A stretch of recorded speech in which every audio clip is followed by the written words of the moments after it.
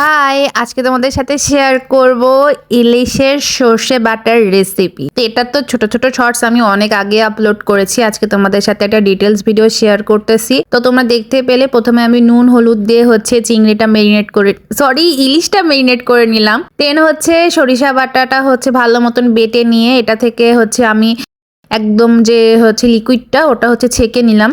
এরপর কড়াই গরম করে এতে আমি দিয়ে দিলাম সরিষার তেল। এখন এতে দিচ্ছি আমি হলুদের গুঁড়া। তারপর ওই সরিষা বাটাটা এর মধ্যে আমি দিয়ে দিলাম। আর এরপর দিয়ে দিলাম মেরিনেট করে রাখা ইলিশ মাছগুলো। আমি না কখনো মাছ কাটি নাই, এই দিনে ফার্স্ট টাইম লাইফে মাছ কাটছি। আর দেখো কত চিকন চিকন হয়ে গেছে মাছগুলো। যাই হোক, দেন আমি এটাকে একটু ঢেকে রেখেছিলাম। এরপর আবার এপিট ওপিট করে দিলাম। উপর দিয়ে আমি এই গ্রেভিটা দিয়ে দিচ্ছিলাম।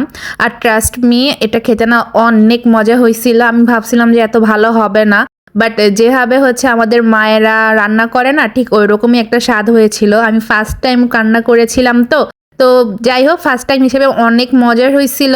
তো এটার একটা ডিটেলস বড় ভিডিও আমি খুব জলদি তোমাদের সাথে শেয়ার করব। আজ আপাতত এইটুকুই আমি শেয়ার করলাম।